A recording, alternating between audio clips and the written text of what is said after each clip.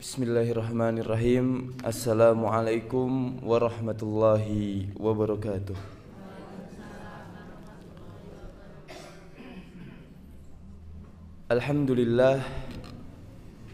Alhamdulillahi bini'matihi tatimmus shalihat. Segala puji bagi Allah Rabb semesta alam yang karena kebaikannya, yang karena kebesaran Allah Subhanahu wa ta'ala, kebaikan-kebaikan dalam diri kita, mimpi-mimpi kita, impian-impian kita bisa menjadi sebuah kenyataan. Wa bifadlihi tatanazzalul khairat wal barakat, dan dengan rahmat dan fadl dari Allah Subhanahu wa ta'ala, Allah turunkan kepada kita semua berkah-berkah. Allah turunkan kepada kita semua rahmat-rahmat yang akhirnya pada kesempatan kali ini kita dapat senantiasa bermuajahah melakukan sebuah adat istiadat, yang dimana adat istiadat ini termasuk dalam salah satu warisan para nabi. Wa bitaufiqihi tatahaqqaqu maqasid wal ghayat, dan dengan taufik dari Allah Subhanahu wa ta'ala yang maha besar, tatahaqqaqu maqasid wal ghayat, tujuan-tujuan kita, maksud-maksud dari seluruh kehidupan kita, di sendi-sendi kehidupan kita bisa menjadi sebuah kenyataan.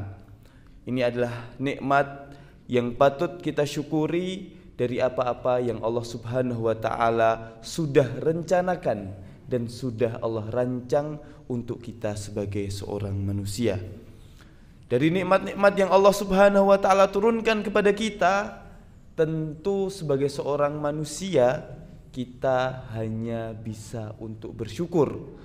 Dengan cara apa? Dengan cara mengucapkan hamdalah, dengan cara memuji nama-nama Allah Subhanahu wa ta'ala, tanpa kita perlu berpikir, berhitung nikmat Allah Subhanahu wa ta'ala mana yang bisa kita hitung. Tentu karena jemaah yang dirahmati oleh Allah Subhanahu wa ta'ala, di dalam surat Al-Kahfi Allah Subhanahu wa ta'ala berfirman, Kullau kanal bahru midadan li kalimati rabbi lanafidal bahru qabla an tanfada kalimatu rabbi walau ji'na bimithlihi madada.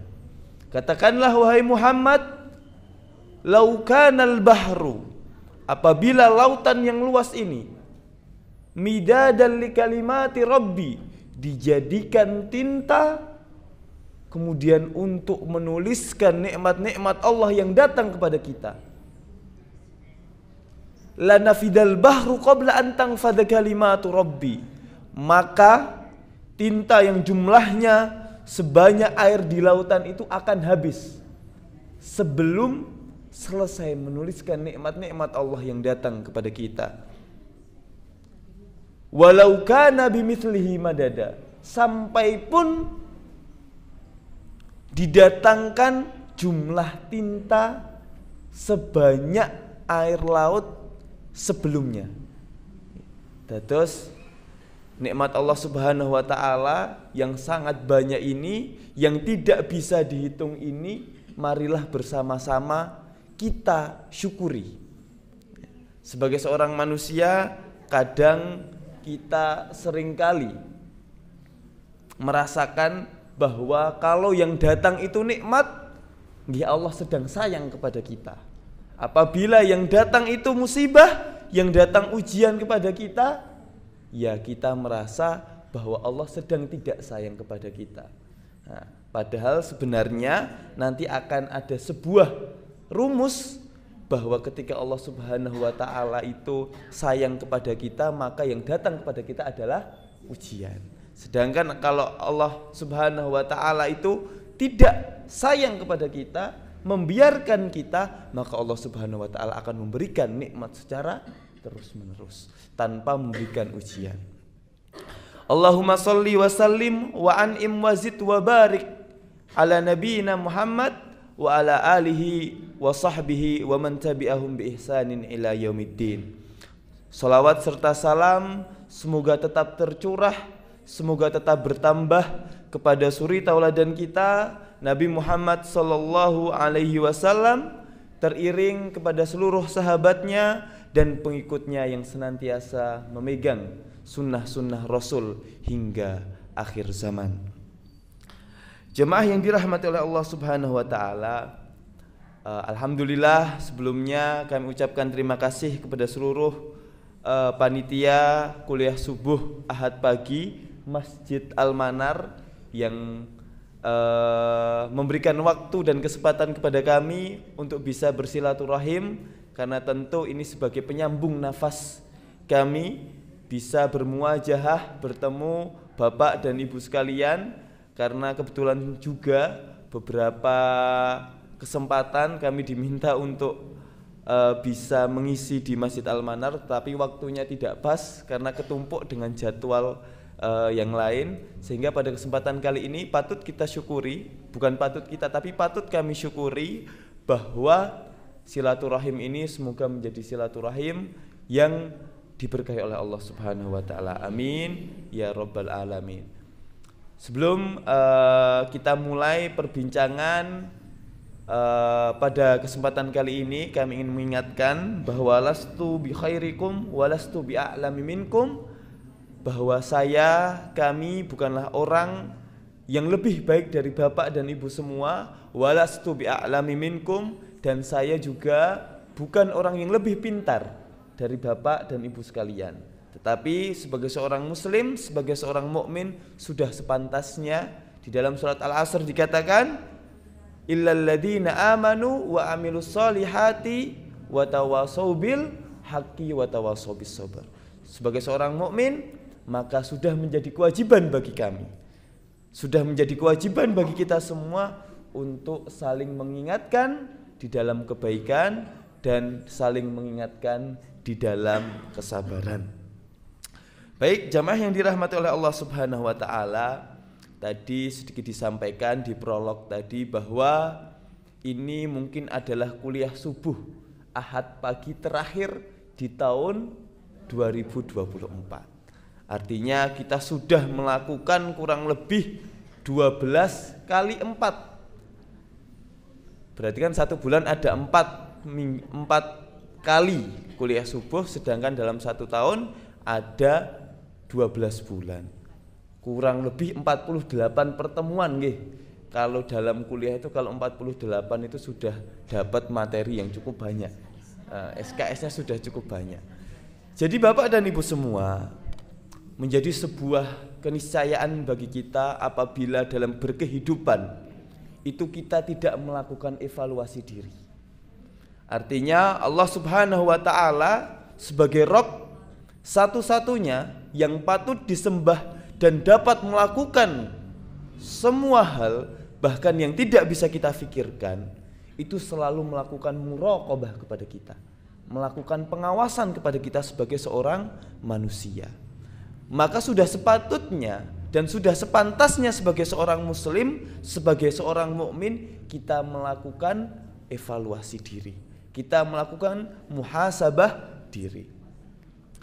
Tentu selama 12 bulan, tentu selama 1 tahun ke belakang, sebagai seorang manusia kita tidak bisa memungkiri banyak sekali ujian-ujian, banyak sekali musibah-musibah yang menimpa kepada kita, sehingga terkadang sebagai seorang mukmin, sebagai seorang muslim, kita itu lupa bahwa kita juga seringkali melakukan suudzon, berburuk sangka kepada siapa?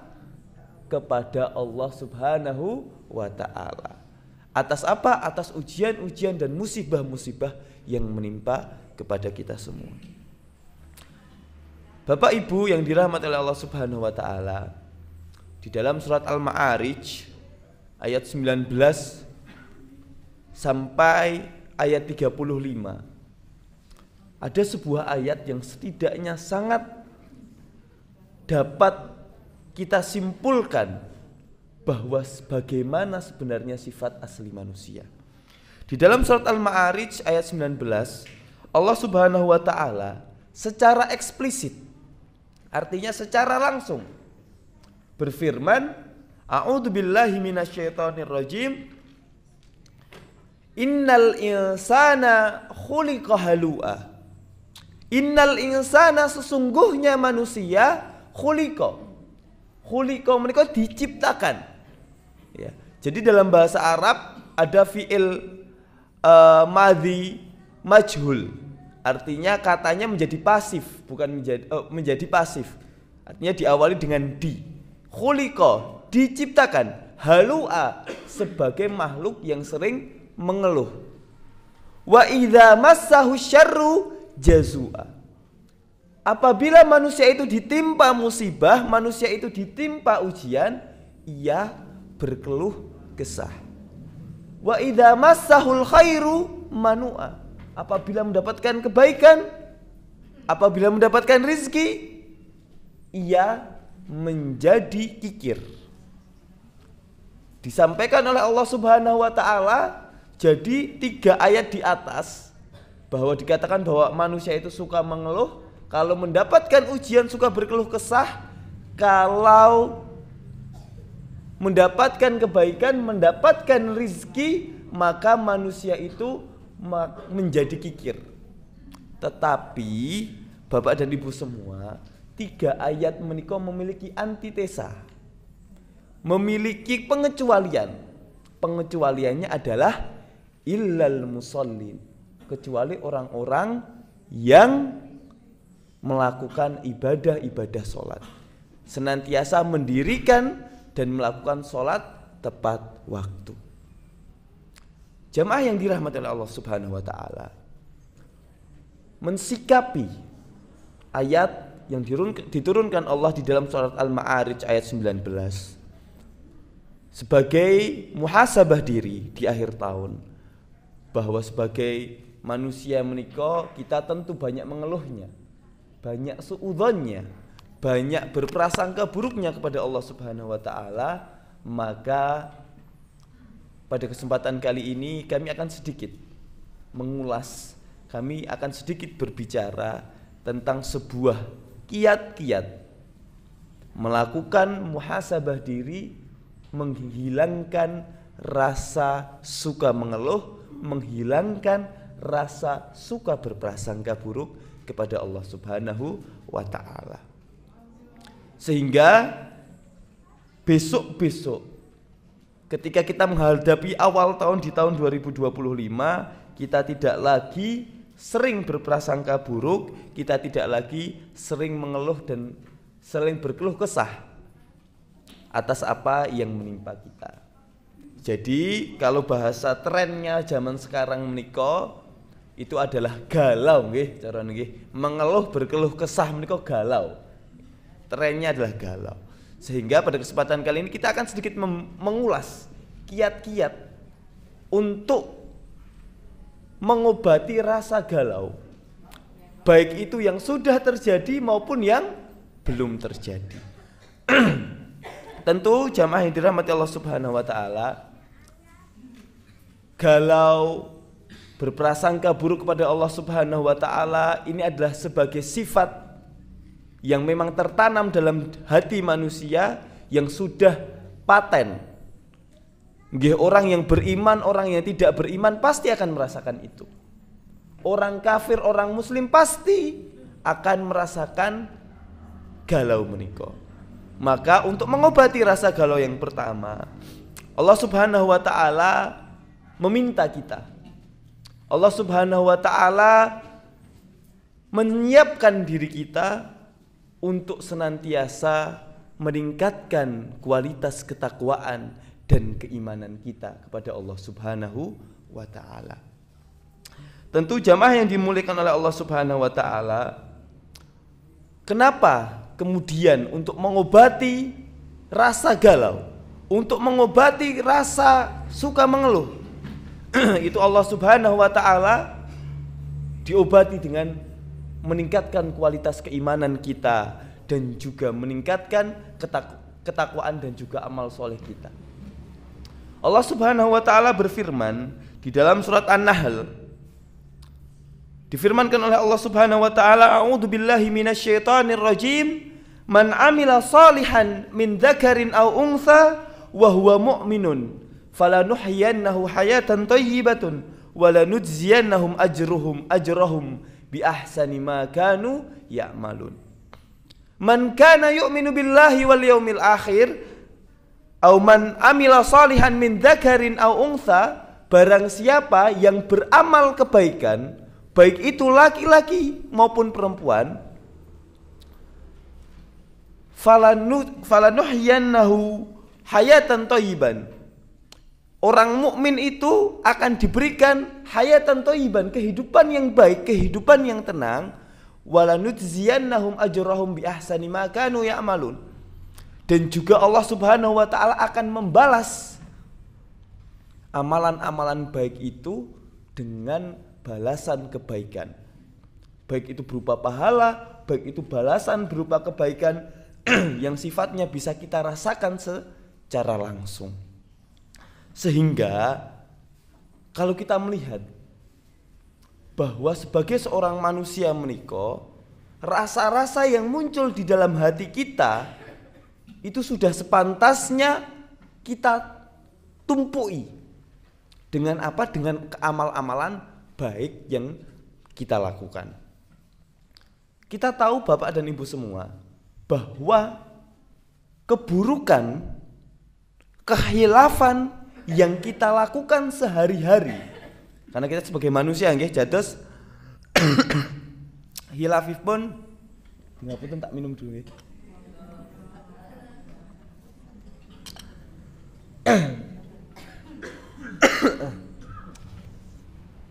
Terlalu bersemangat nih gitu loh. Jadi sebagai seorang manusia itu kan kesalahan-kesalahan kita itu kan dilakukan secara kolektif.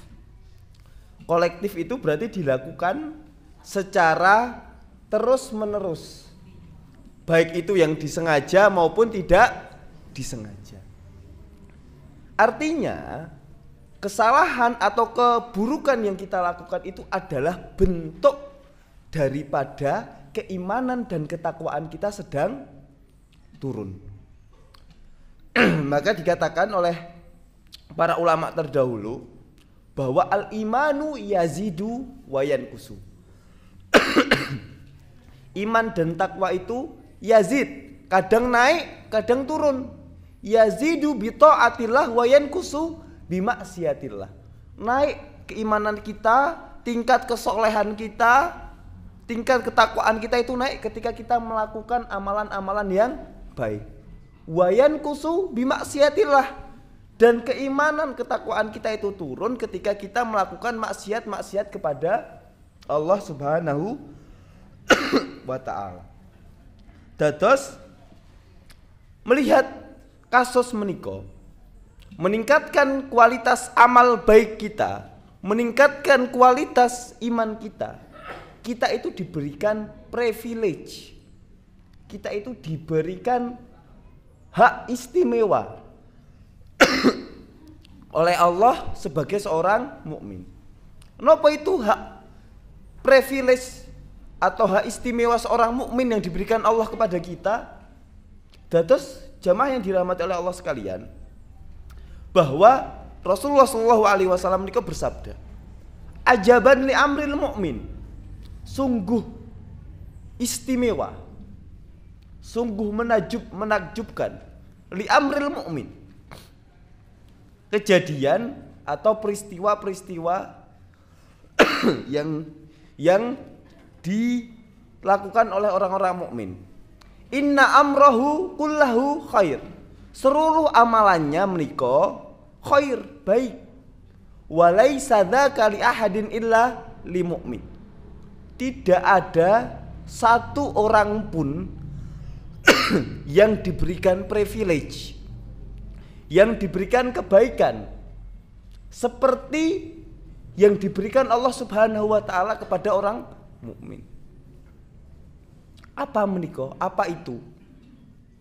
privilege atau hak istimewa yang diberikan Allah kepada seorang mukmin menika. In asabat husyarra syakar fa inna khairun lah. Apabila menimpa kepada kita semua sebagai seorang mukmin menika kebaikan, maka Allah Subhanahu wa taala meminta kepada kita untuk bersyukur kepada Allah. Itu saja Pak, Bu. Fa inna khairun lah, dan itu akan menjadi kebaikan untuk kita selanjutnya. Jadi akan terus bertambah kebaikan itu. Tetapi sebaliknya, wa in asabathu dzarra, apabila datang keburukan atau datang ujian, datang musibah kepada kita, sabar. Kita diminta untuk bersabar. Fa inna khairun lah. Dan itu merupakan kebaikan pula untuk kita. Dados ini adalah hak istimewa yang Allah Subhanahu wa taala berikan kepada kita sebagai seorang mukmin. Untuk senantiasa melakukan amal-amal kebaikan, untuk senantiasa meningkatkan kualitas ketakwaan kita kepada Allah. Dados yang pertama menika, ketika kita merasa galau, maka tingkatkan kualitas ibadah Bapak dan Ibu sekalian. Dengan meningkatkan kualitas ibadah, dengan melakukan amalan-amalan yang sifatnya mahdhah maupun ghairu mahdhah. Dados Bapak dan Ibu sekalian, ampun berpikir bahwa ibadah itu selalu melulu tentang kita taqarrub ilallah, mendekatkan diri kepada Allah melalui ritual-ritual peribadatan. Maksudnya menapa? Kita merasa bahwa untuk mendekatkan diri kepada Allah kita melakukan sholat, kita melakukan zakat, kita melakukan puasa. Menika ibadah mahdhah yang sifatnya adalah taqarrub ilallah, yang sifatnya adalah untuk mendekatkan diri kepada Allah. Tidak bersinggungan kepada orang lain. Nek kula shaim, kula puasa menika, kula kan mboten ganggu panjenengan sedaya to. Wong nggih mboten nyuwun jangan kalih segone to. Tetapi itu adalah ibadah mahdhah. Nah, macam-macam ibadah menika wonten ibadah mahdhah, wonten ibadah ghairu mahdhah. Ibadah ghairu mahdhah itu adalah sifatnya kita melakukan hablum minan nas, memperbaiki kualitas hubungan kita kepada manusia. Maka diucapkan, maka dikatakan bahwa ibadah ghairu mahdhah itu sifatnya adalah muamalah. Sifatnya adalah melakukan interaksi sosial.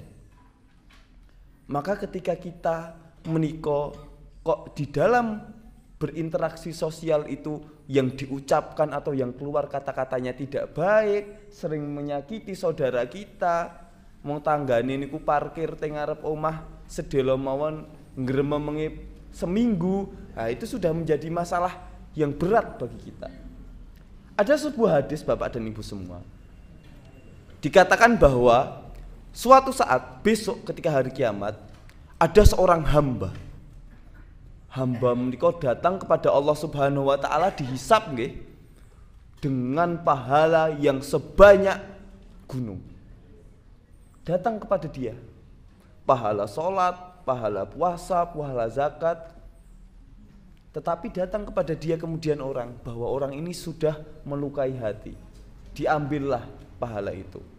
Datang lagi orang selanjutnya, orang ini sudah melakukan hal-hal yang tidak baik, yang sifatnya itu interaksi sosial.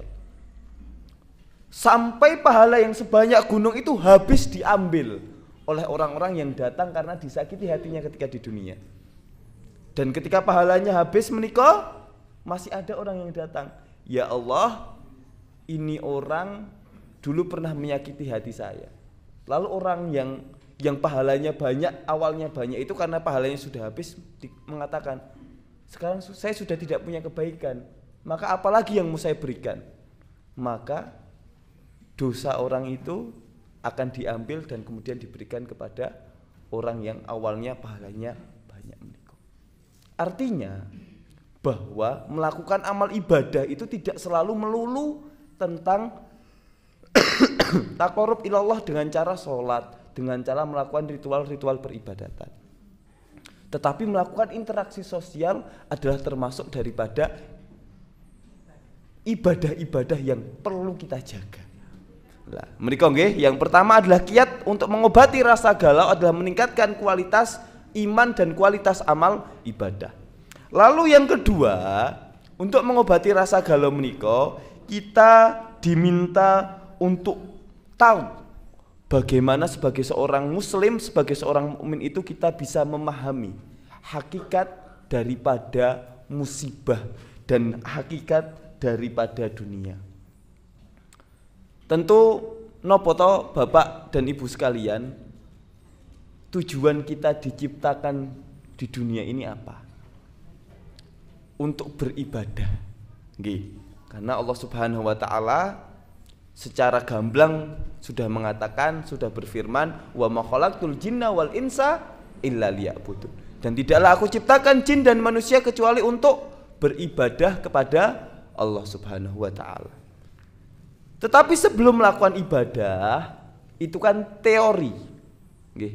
Jadi Allah Subhanahu wa taala berfirman, kita diminta untuk melakukan ibadah, untuk menyembah Allah Subhanahu wa taala, untuk menyempurnakan hak-hak kita atas Allah Subhanahu wa taala, tetapi pada hakikatnya banyak sekali orang-orang yang masih meninggalkan ibadah-ibadah itu. Maka di sini Rasulullah SAW akan menjelaskan sedikit secara pendek, tetapi ini bisa menjelaskan kepada kita semua kenapa kita hakikat hidup kita di dunia dan hakikat dunia ini untuk kaum mukmin dan kaum muslimin itu apa. Maka Rasulullah SAW bersabda, ad-dunya sijnun lil mu'min wa jannatun lil kafir. Bahwa dunia itu sijnun, bahwa dunia itu adalah penjara bagi siapa? Lil mu'min, untuk kaum mukmin. Wa jannatun lil kafir, dan dunia menika adalah jannah. Dunia itu adalah surga bagi kaum-kaum kafir. Mengapa seperti itu? Sebagai seorang mukmin, sebagai seorang muslim, Allah Subhanahu wa taala sudah mengatur kita sebagai seorang manusia. Sampeyan kowe mukmin, kalau mencari rezeki jangan melewati batas. Jangan melakukan riba, jangan melakukan riswah, jangan melakukan suap, jangan menipu, jangan berbohong. Maka ya penghasilan kita sebagai seorang mukmin ketika mencari harta tidak sebanyak orang-orang yang kafir. Karena bagi orang kafir dunia ini adalah surga. Mereka bisa melakukan apa saja. Mereka bisa melakukan suap menyuap untuk membeli jabatan. Mereka bisa melakukan riba untuk mengambil manfaat lebih banyak daripada orang-orang mukmin. Makanya di dalam Arab itu disampaikan bahwa riba itu kullu qardin jarra manfaah. Bahwa segala sesuatu yang sifatnya pinjaman, yang sifatnya itu transaksi, tetapi jarra manfaah, memiliki manfaat yang lebih. Artinya kalau kita meminjami 10.000 maka kita dapatnya 15.000 karena kita mendapatkan manfaat lebih dari apa yang sudah kita pinjamkan kepada orang itu, dikatakan sebagai riba. Lah itu disampaikan bahwa ketika seorang kafir itu tidak punya batasan-batasan di dunia, ya maka ia akan merasa dunia ini adalah sebagai sebuah surga. Sehingga untuk mengetahui hakikat daripada musibah dan hakikat daripada dunia menika, Rasulullah SAW pernah ada sebuah cerita yang nampaknya Bapak dan Ibu semua dapat menyimpulkan sendiri nantinya kita mau menjadi manusia yang seperti apa. Jadi suatu saat Rasulullah SAW menika pernah duduk bersama para sahabatnya. pernah duduk bersama para sahabatnya menika, kemudian lewatlah marra bi janazatin, lewat di depan Rasulullah SAW itu jenazah. Jenazah itu lewat di depan Rasul. Kemudian Rasul menika berkata kepada sahabatnya, bersabda kepada para sahabatnya, al-mustarih wal mustarah. Al-mustarih wal mustarah. Lah, kalimat ini kan hampir sama. Mustarih, mustarah. Hanya beda kasroh dan fathah saja di huruf ra. Tetapi maknanya benten Bapak dan Ibu semua. Mustarih menika dalam bahasa Arab artinya adalah subjek, artinya kalimat yang menunjukkan subjek, dan mustarah itu adalah kalimat yang menunjukkan objek. Lalu para sahabat bertanya, "Ya Rasulullah, mal mustarih wa mal mustarah?" Wahai Rasulullah, siapakah mustarih? Siapakah mustarah? Kok sampai ketika Rasulullah SAW melihat jenazah itu menyampaikan al-mustarih wal mustarahu. Kemudian Rasulullah SAW bersabda, al-mustarihu huwa al-mu'minun yastarihu min nasabid dunya wa adaha. Bahwa al-mustarih yaitu adalah orang yang beristirahat, dan dia adalah seorang mukmin yang beristirahat dari hal-hal yang menimpa mukmin itu karena ujian dari Allah Subhanahu wa taala. Jadi seorang mukmin itu kan pasti diuji dengan ujian-ujian. Seorang mukmin itu kan pasti diuji dengan musibah-musibah.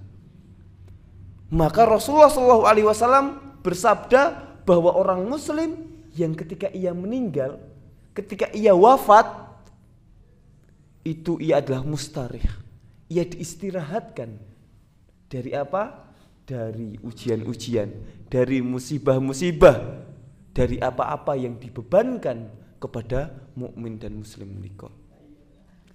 Lalu wamal mustarah, lalu siapakah orang yang mustarah? Orang yang ketika ia mati, yang ketika ia wafat, itu apa? Sekelilingnya itu diistirahatkan. Diistirahatkan dari apa? Dari hal-hal buruk yang biasa dilakukan oleh orang ini. Dados, saya permisalkan saya sebagai seorang yang fasik, sering menyakiti hati ibu-ibu, sering menyakiti hati bapak-bapak semua. Maka ketika saya tidak ada, maka yang untung siapa? Yang untung adalah orang yang sering disakitinya. Lah, dua orang menikah adalah dua orang yang berbeda di sisi Allah Subhanahu wa taala dan di sisi makhluk Allah Subhanahu wa taala. Yang pertama adalah ketika orang itu wafat, maka ia akan diistirahatkan dari segala apa-apa yang sudah menjadi beban baginya. Tetapi sebaliknya yang satunya apabila ia wafat, maka yang beristirahat adalah orang-orang atau makhluk-makhluk yang ditinggalkannya. Maka ini kita bisa menyimpulkan, kita mau jadi orang yang mustarih atau orang yang mustarah, Bapak dan Ibu sekalian. Tentu jawabannya adalah kepengen menjadi orang yang mustarih. Orang yang ketika wafat itu diistirahatkan. Dari apa? Dari ujian-ujian, dari musibah-musibah. Tetapi benten, jangan menganggap ketika kita hidup musibah-musibah itu adalah karena Allah benci kepada kita, Allah tidak sayang kepada kita. Bahkan musibah-musibah yang datang kepada kita, ujian-ujian yang datang kepada kita, itu adalah bentuk dari Allah itu sayang kepada kita. Innallah, sesungguhnya Allah, idza arada bi'abdihi khairan, bahwa Allah itu kalau kepingin menunjukkan atau kepingin kebaikan kepada hambanya, ajjalalahul uqubah fid dunya.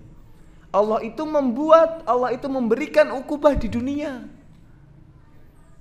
Terus ibu-ibu sekalian, bapak-bapak sekalian, Kalau jenengan sedaya masih merasa diberikan musibah, diberikan ujian oleh Allah Subhanahu wa taala, tandanya Allah itu masih ingin kebaikan kepada Bapak dan Ibu sekalian.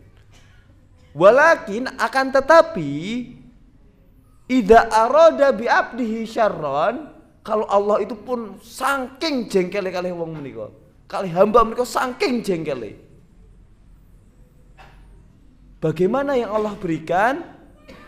Allah akan amsakalahu hatta yufi yaumal qiyamati bidzanbihi. Allah akan membiarkannya, Allah akan mencampakkannya dari ujian dan musibah, kemudian sampai ia meninggal ketika di hari kiamat ia berlumuran dosa. Dados bayangkan Bapak dan Ibu semua, saudara-saudara kita di Palestina, saudara-saudara kita di Suriah, bagaimana ujian-ujian dan musibah-musibah yang menimpanya. Ada sebuah kisah yang menarik yang saya alami sendiri ketika kami masih kuliah. Jadi sepertinya waktu itu sering saya ingatkan di beberapa kesempatan, tapi mungkin akan sedikit kami ingatkan lagi karena ini adalah salah satu peristiwa atau pengalaman pertama dan satu-satunya yang luar biasa bagi saya. Jadi suatu saat ketika saya diberikan kesempatan untuk bisa melanjutkan studi di Jordan, dados Jordan menika berbatasan langsung dengan Palestina dan Israel, dados hanya dipisahkan oleh kawat berduri nggih kados teng film-film menika dan oleh Laut Mati. Jadi banyak sekali kemudian orang-orang Palestina yang kemudian ketika tidak kuat melaksanakan atau menanggung kehidupan di Palestina karena banyaknya intimidasi dan diskriminasi oleh Israel menika lari ke Jordan. Lah itu jumlahnya sangat banyak. Karena kurang lebih sampai saya pulang itu dan sepertinya tidak bertambah, jumlah penduduk Yordania itu 11 juta. Hanya 11 juta. 6 jutanya pengungsi Palestina dan Suriah. Nah, ini kan mayoritas sekali. Nah, itu yang sudah terdaftar. Lah yang belum terdaftar itu yang belum punya KTP nggih carane itu ya masih banyak. Jadi tepat ketika saya sampai ke Jordan, saya datang bulan Agustus sedangkan kuliah itu mulai bulan Oktober. Lah kula lak delak-delik teng asrama menika ajeng napa nggih mboten ngertos, ajeng dolan-dolan mau keluar rumah nggih. Mikir karena belum tahu Medan toh, belum tahu daerah-daerah situ. Akhirnya suatu saat karena saya punya kakak tingkat SMA, kakak kelas SMA yang kemudian kuliah di sana, ngajak, ayo mas, bahasa nggih, ayo mas ikut volunteer aja. Volunteer kemana? Volunteer ke pengungsian, ke Mukhoyam katanya. Oke, karena saya nggih penasaran, dados kula niku cilik alit menika nggih karang cah alit nggih, pernah punya cita-cita dados mujahid. Nah, mujahid perang, pokoknya kudu perang ngoten. Lah, itu kemudian semakin bertambahnya usia itu kan juk, cita-cita itu kan otomatis sakniki pun mboten enten perang kan. Lah, akhirnya saya punya kesempatan, saya bisa melihat dan bisa mewujudkan bagaimana sih situasi korban dari peperangan. Akhirnya saya dibawalah bersama teman-teman, ya itu mahasiswa lama, mahasiswa baru hanya beberapa yang belum kuliah terutama nggih kados kula niki, ke sebuah padang pasir, bukan padang pasir. Nek padang pasir niku enak nggih. Nek bayangan kita kan padang pasir niku gurun Sahara toh. Dados ada pasirnya, nek kita tidur di sana empuk toh nek padang pasir niku. Nah, nek niki mboten padang pasir. Ini padang tandus nggih, tandus. Dados bawahnya menika batu-batuan, kerikil-kerikil dan semak yang dibabati, semak berduri. Nah, nggih kaktus tapi bukan kaktus koboi yang besar-besar niku mboten, kaktus yang kecil-kecil yang daun nggih enten durine. Lah itu pun dibabati. Dados itu adalah pengungsian, kurang lebih di pengungsian itu jumlahnya hampir 500-an yang di situ tidak punya akses air bersih. Satu. Jadi harus mengandalkan air hujan. Sedangkan Jordan menika kan tidak ada hujan, entene salju. Nah, dados nggih ngenteni salju niku turun, kemudian mencair jadi air. Itu pun harus diolah lagi. Kemudian tidak ada akses untuk mereka bekerja. Karena apa? Karena mereka tidak punya KTP Bapak dan Ibu semua. Dados wonten negara Jordan menika kalau mau kerja itu harus punya KTP. Ya kalau nggak punya KTP itu ya dianggap sebagai imigran ilegal. Nah, jadi memang ribet itu. Saya merasa bahwa kalau hidup di Palestina menika ya mereka kesusahan, mangan yo angel, dan dapat diskriminasi, dapat intimidasi dari orang-orang Israel. Hidup di Jordan di pengungsian juga susah, tapi setidaknya tidak mendapatkan intimidasi dan diskriminasi. Akhirnya mereka datang ke sana, kita datang ke sana, ya kita melakukan naman nggih bakti sosial nggih. Kita waktu itu karena sudah mau musim dingin, dan terus kalau musim dingin itu nanti suhunya di bawah 0 derajat karena kan salju. Dan terus bawahnya itu nggih terpal, mereka tidur menggunakan terpal dan tenda. Tendane nggih saking terpal. Dan terus bayangke mawon kita itu hidup ting kledung mboten kemulan kanyesen toh. Nah niki kok hidup di cuaca dan suhu yang di bawah 0 derajat tidak kemulan karena mereka nggak punya akses tidak punya selimut. Akhirnya PPI, teman-teman pelajar dan volunteer NGO itu setiap musim dingin kita ngasihkan selimut, kita ngasihkan pakaian-pakaian musim dingin. Yang menyentuh hati saya adalah dari banyaknya anak-anak yang kita ajak main itu nggih, karena mungkin ada hampir 100-an ya, kita main layangan, main bola. Ada anak yang kesel niki habis main bola nggih kalian kita teman-teman mahasiswa, kesel menika melayu teng ngarep tendane. Nah niku enten tong-tong. Tong-tong niku damel menampung air. Ting dhuwur tong-tonge menika diparingi kayu blabak kados triplek itu untuk menjemur roti. Terus roti Arab niku nek mungkin yang pernah umrah dan haji bulet-bulet menika. Tapi kan kalau yang di Mekah itu kan agak tipis, kalau ini agak tebel. Terus kalau makan sak cuwil niku kenyange, nek makan esuk nggih kenyange jugi jam setunggal. Terus tebel banget niku. Jadi kandungan gandumnya enak. Niku saya lihat dengan mata kepala saya sendiri Bapak dan Ibu semua. Anak itu lari mungkin kekeselan. Roti yang di atas triplek niku pun puturen. Jadi dijemur itu karena puturen. Ditoklek karena pun di atas nggih, nek roti dijemur itu kan pasti atas nggih. Ditoklek, dicelupke air, kemudian dimakan. Bagaimana kita sebagai seorang muslim yang hidup di Indonesia yang musibahnya itu mboten banyak, ya tidak ada diskriminasi, tidak ada intimidasi. Kita hidup di Indonesia itu kan enak sekali. Kok kita masih merasa bahwa Allah itu sering memberikan ujian kepada kita? Allah itu tidak baik kepada kita. Sedangkan kalau boleh mengeluh nggih, lah orang-orang di sana itu merasa hidupnya itu seperti apa? Mungkin merasa bahwa aku dilahirkan untuk musibah. Aku dilahirkan untuk menjadi korban perang. Itu kan sangat susah. Terus ini akan menjadi sebuah hal yang menarik untuk kita bahas.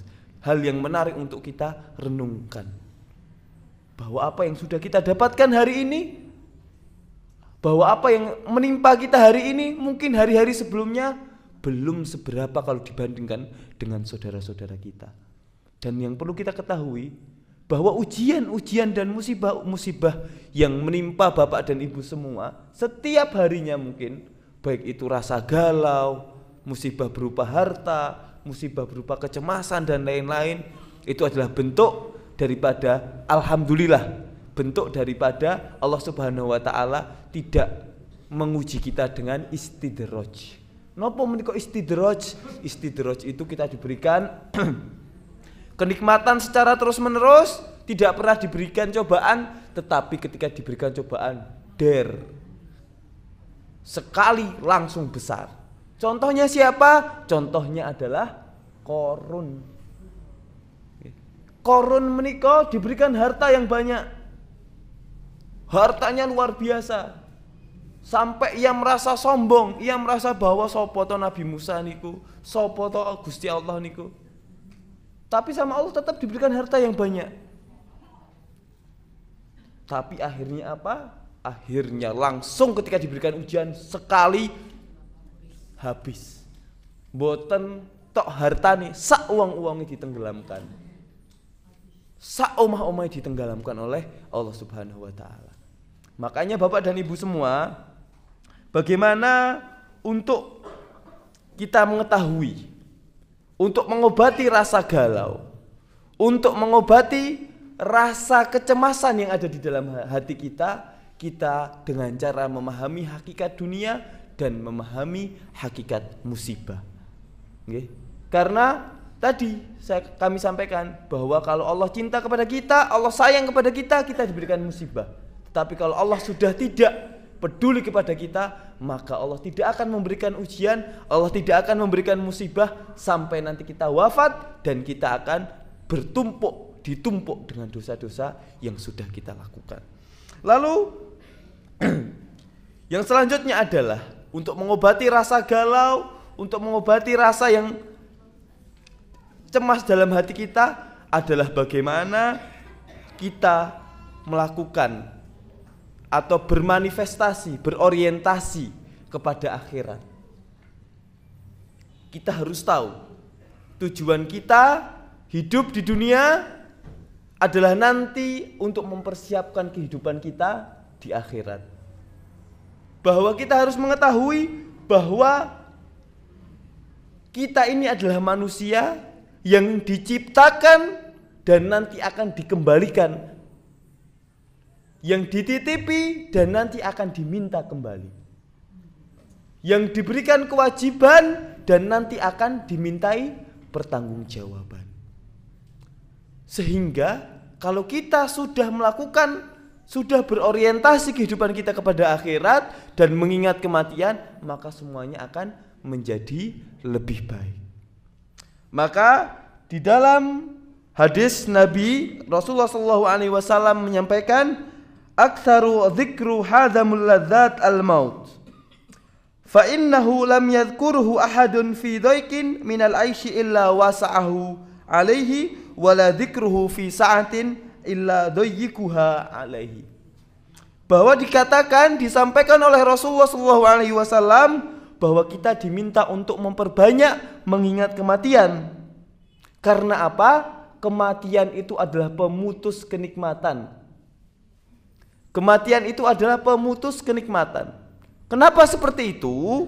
Dikatakan karena bahwa ketika kita sedang dalam keadaan yang bersukaria, bersukacita, kita sedang dilimpahi oleh Allah Subhanahu wa taala dengan banyak rezeki. Ketika kita mengingat kematian, maka itu akan menyempitkan hati kita. Terus ketika sedang senang-senang, kita ingat kematian, oh iya, bahwa apa-apa yang datang kepada kita adalah titipan. Maka otomatis harta rizki yang kita dapatkan itu untuk apa? Akan digunakan untuk beribadah. Sedangkan ketika kita sedang mendapatkan musibah dan mengingat kematian, maka itu akan melapangkan hati kita.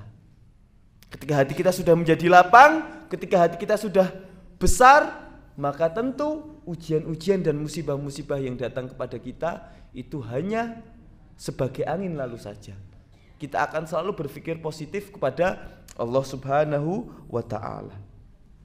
Sehingga jamaah sekalian, dari kiat-kiat yang tadi 3 tadi, bahwa meningkatkan kualitas keimanan, bahwa bagaimana kita mengetahui hakikat dunia dan hakikat musibah, serta mengetahui hakikat kematian dan berorientasi kepada dunia. Ini kita sebagai seorang mukmin harus benar-benar tahu sebenarnya 3 ini tujuannya untuk siapa. Kalau kita kepingin kebaikan kepada kita di akhirat, maka kita juga harus menuntaskan kewajiban kita di dunia. Kita kan tahu Bapak dan Ibu semua konsep hak dan kewajiban.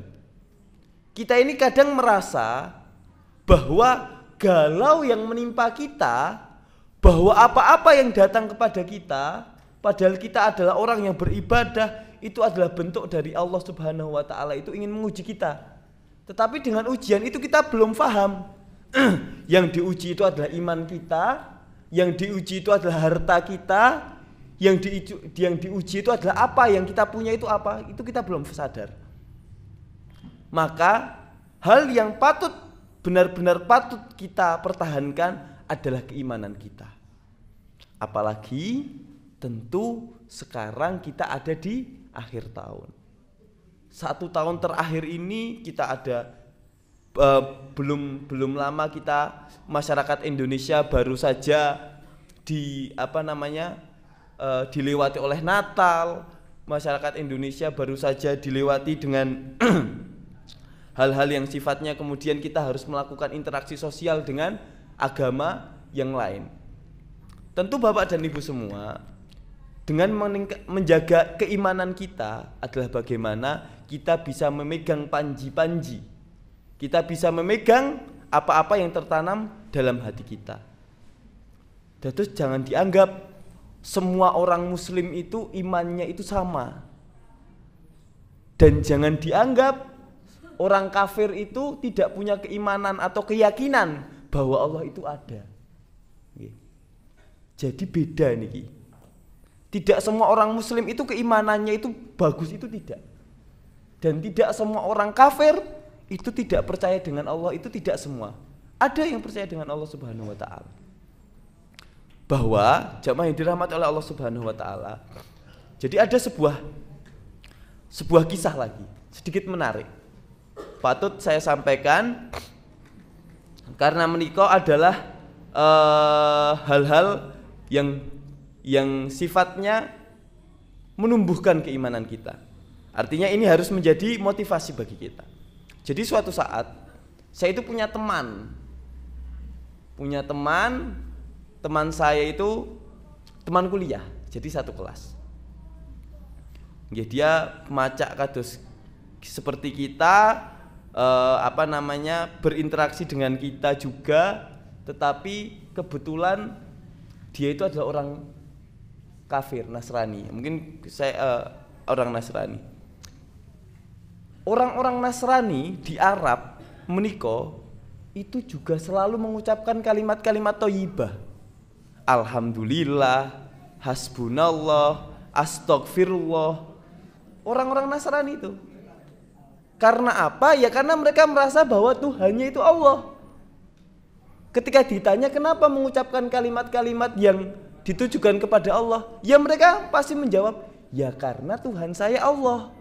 Lalu kenapa tidak masuk Islam?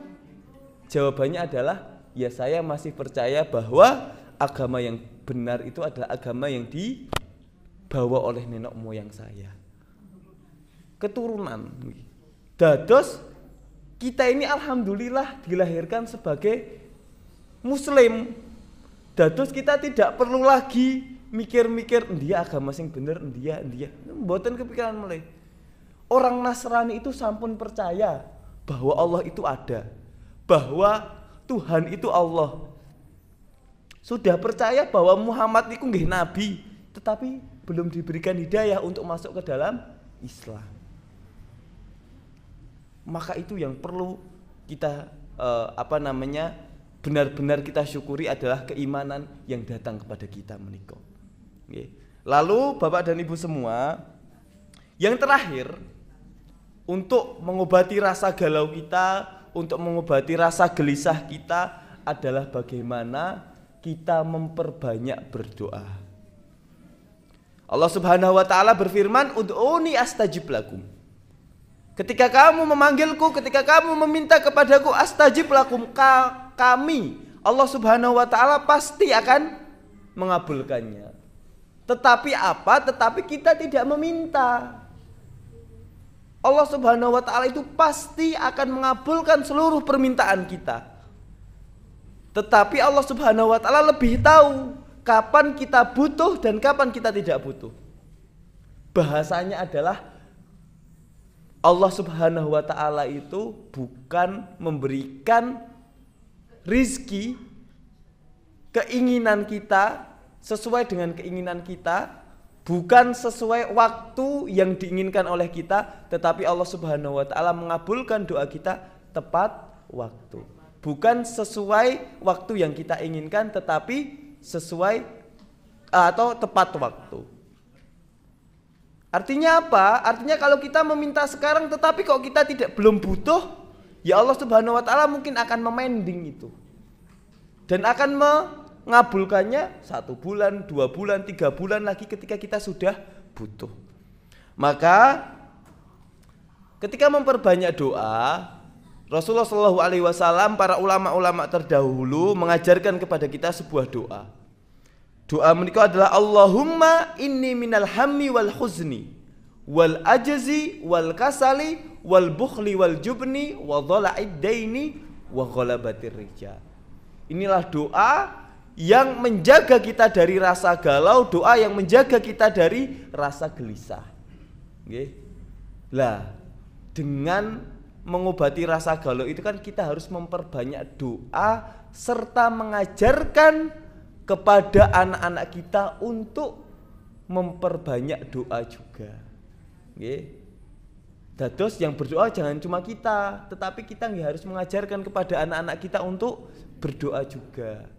Karena apa? Idza mata ibnu Adam in qata'a amalihi illa salah. Kalau ibnu Adam, anak-anak Adam itu meninggal, anak-anak Adam itu mati, in qata'a amalihi, semua amalannya terputus kecuali 3. Yang pertama adalah ilmun yuntafa'u bihi. Terus yang kedua adalah, yang pertama adalah shadaqatun jariyah atau sedekah jariyah. Yang kedua ilmun yuntafa'u bihi atau ilmu yang bermanfaat baginya. Yang ketiga adalah waladun saleh yad'u lahu atau orang-orang atau anak-anak yang soleh yang mendoakan orang tuanya. Dados jangan kita tok yang memperbanyak doa. Nggih. Bapak-bapak dan ibu-ibu kadang nek putrane menika ke masjid kita tok sing ndongake. Kita meminta ya Allah mugi-mugi anak kula soleh, anak dados anak sing soleh, anak solehah, tetapi kita lupa mengajarkan kepada anak-anak kita juga untuk berdoa. Nggih. Tentu sudah banyak sekolah-sekolah STK, SD, SMP yang mengajarkan anak-anak kita untuk berdoa. Tetapi yang perlu kita ketahui bahwa sebaik-baik manusia adalah bagaimana ketika ia bisa mengajarkan kepada anaknya tentang hal-hal yang baik pula. Jados dari doa yang tadi disampaikan, dari doa yang tadi diucapkan menika memiliki sebuah arti yang luar biasa. Allahumma inni a'udzubika, ya Allah, aku berlindung kepadamu minal hammi wal huzni. Alham wal huzni. Dua-duanya artinya kesedihan, tetapi punya perbedaan. Nopo itu alham dan nopo itu al-huzn. Alhammu niku nopo? Alhammu itu adalah kesedihan yang belum menimpa kita. Dados tasih ngawang-ngawang. Dados ibu-ibu, bapak-bapak ketika merasa ngeten, wah ngisuk kuwi arek mangan opo ya? Itu namanya alham. Besok itu ketika ujian, aku itu mau bisa mengerjakan soal atau tidak ya? Itu termasuk dalam ujian yang dinamakan sebagai alham. Atau kesedihan yang sebenarnya belum menimpa kita, tapi kita sudah resah, was-was, itu alham. Sedangkan kita juga diminta untuk berlindung dari al-huzn, kesedihan atas kesedihan yang sudah menimpa kita. Dan juga Allahumma inni a'udzubika minal hammi wal huzni wal ajzi, dan ketidakberdayaan kita, wal kasali, dan atas kemalasan kita, wal bukhli, dan rasa pelit, wa dhala'id daini, dan utang-utang yang melilit kita yang belum kita selesaikan, wa ghalabatir rijal, dari orang-orang yang menindas kita. Artinya doa ini adalah doa yang komplit Bapak dan Ibu semua. Makanya harus kita sering baca setiap hari, baik itu pagi maupun sore, mau sehari 3 kali, sehari 5 kali, monggo. Dan diajarkan kepada anak-anak kita. Nggih, maka doa ini mari kita ucapkan bersama-sama. Mungkin awalnya kalau yang belum hafal kami tuntun Allahumma inni a'udzubika minal hammi wal khuzni wal ajzi wal kasali wal bukhli wal jubni wa dhala'id daini wa ghalabatir rijal. Nah, menika doa ini yang harus kita ucapkan nggih sehari-hari supaya kita terlindung dari hal-hal yang menimpa kita berupa tadi. Nggih, kalau mungkin Bapak dan Ibu semua sudah hafal, tetapi kan kadang arti dan maknanya kan belum kebaca. Makanya ketika kita sudah tahu arti dan maknanya, maka doa ini akan bisa merasuk dalam hati kita ketika kita meminta juga menjadi serius juga. Monggo kita ucapkan bersama-sama nggih Bapak dan Ibu semua, kita berdoa kepada Allah pada pagi hari ini semoga di tahun 2025 satu tahun ke depan kita dilindungi dari hal-hal yang sifatnya sering melukai hati, sering membuat kita galau dan membuat kita resah. Monggo yang sudah hafal tidak apa-apa, kita berdoa bersama-sama, ditirukan Allahumma inni a'udzubika minal hammi wal khuzni wal ajzi wal kasali wal bukhli wal jubni wa dhala'id daini wa ghalabatir rijal. Wa dhala'id daini wa ghalabatir rijal. Nah, monggo menika sudah banyak di buku-buku hadis, sudah banyak dituliskan, diucapkan, dilantunkan sehari-hari. Supaya kita terlindung dari hal-hal yang sifatnya menyusahkan hati kita, membuat hati kita menjadi tidak baik dan menjadi tidak enak. Dados jamaah yang dirahmati oleh Allah Subhanahu wa taala, maka sedikit kami simpulkan bahwa ada setidaknya 4 hal yang perlu kita upayakan untuk menghilangkan rasa galau, untuk bermuhasabah diri kepada Allah Subhanahu wa taala. Yang pertama adalah meningkatkan amal ibadah kita dan kualitas keimanan kita. Yang bapak-bapak tentu ini sudah menjadi hal yang biasa. Karena amal ibadah itu punya implikasi pada ketakwaan. Artinya ini sudah sering diingatkan oleh khotib-khotib ketika khutbah Jumat. Dados kalau tidak menggunakan cara seperti ini berarti sangat kebangetan. Karena diingatkannya setiap minggu kalau yang bapak-bapak. Meningkatkan kualitas iman dan juga kualitas ketakwaan dan amal soleh. Lalu yang kedua adalah memahami hakikat dunia dan hakikat musibah.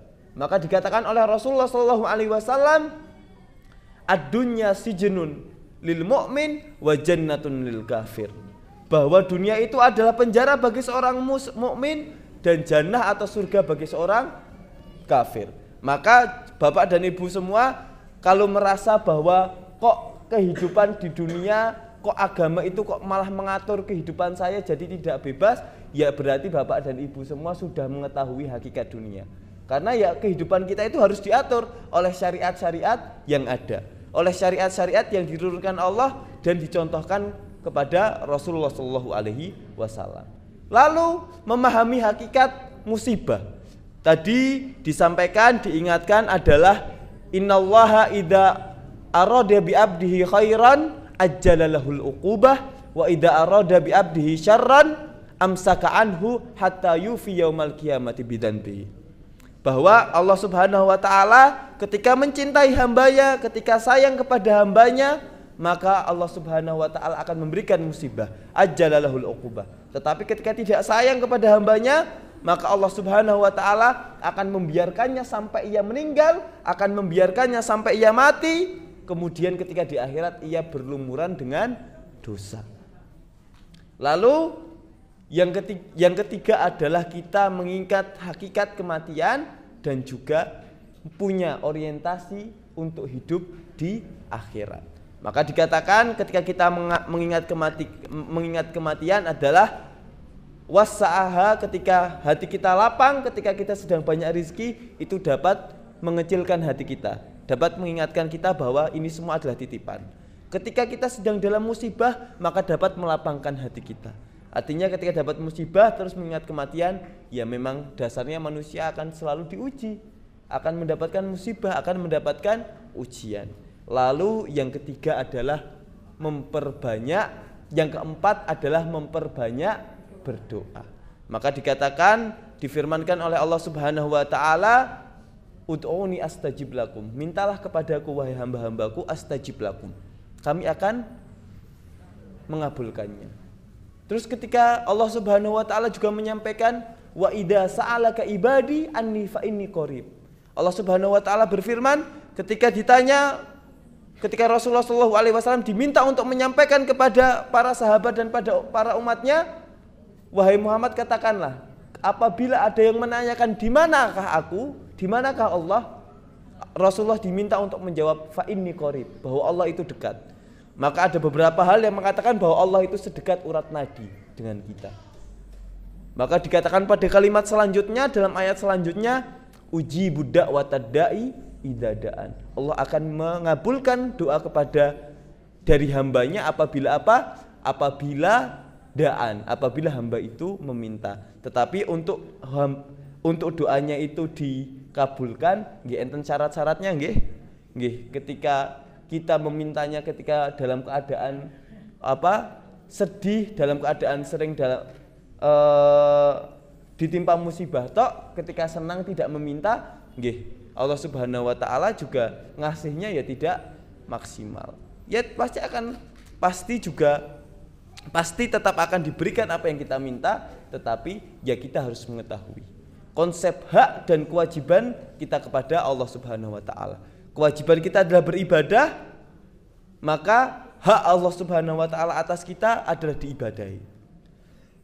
Hak kita kepada Allah Subhanahu wa taala, hak kita atas Allah untuk diberikan rizki, untuk diberikan kemudahan hidup, asalkan apa? Asalkan hak Allah atas kita sudah terpenuhi, dan hak kita nanti juga akan dipenuhi oleh Allah Subhanahu wa taala. Dados mekaten Bapak dan Ibu semua, ini adalah hubungan bagaimana cara kita berhubungan dengan Allah Subhanahu wa taala. Dengan apa? Dengan melakukan hal-hal yang tadi kami sampaikan. Ketika sudah melakukan itu, maka hubungan kita dengan Allah Subhanahu wa taala akan menjadi baik pula. Maka disampaikan bahwa bagaimana hablum minallah wa hablum minannas itu harus sama-sama setara, sama-sama imbang. Jangan ada yang tinggi satu, jangan ada yang rendah satu.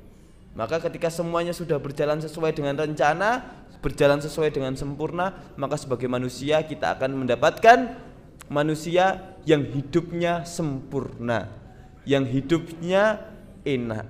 Dan ketika kok bapak-bapak dan ibu-ibu melakukan itu semua, maka kompleks lingkungan bapak dan ibu semua akan menjadi lingkungan yang baldatun thayyibatun wa rabbul ghafur. Semuanya akan berjalan sesuai dengan mestinya. Makatan mungkin yang bisa kami sampaikan Bapak dan Ibu semua, tentu apa yang kami sampaikan tidak sepenuhnya benar, tidak sepenuhnya kata-katanya baik, tidak sepenuhnya kalimat-kalimatnya runtut, sehingga sebagai seorang manusia yang banyak salah dan banyak khilaf, saya pribadi memohon maaf yang sebesar-besarnya atas kesalahan yang kami perbuat, karena itu tentu datangnya dari kurangnya keilmuan, kurangnya pengetahuan yang kami miliki. Akan tetapi apabila ada sesuatu yang benar, tentu itu datangnya dari Allah Subhanahu wa ta'ala. Kami harap ini bisa menjadi pecutan bagi kita, bisa menjadi muhasabah diri bagi kita, dan juga bagaimana kita nanti memplanning kehidupan kita selama 1 tahun ke depan, 2 tahun ke depan, 3 tahun ke depan, sehingga kita sama-sama tahu bahwa ketika kita sudah menjalankan planning kita sesuai dengan ajaran agama Islam, maka Allah Subhanahu wa ta'ala juga memuraqabah, mengawasi kita dengan hal-hal yang nantinya akan berdampak baik atau buruk dalam kehidupan kita. Sekian yang bisa kami sampaikan, jamaah yang dirahmati Allah Subhanahu wa ta'ala. Billahi fi sabilil haq, nasru minallahi wa fathun qarib, fastabiqul khairat. Wassalamualaikum warahmatullahi wabarakatuh.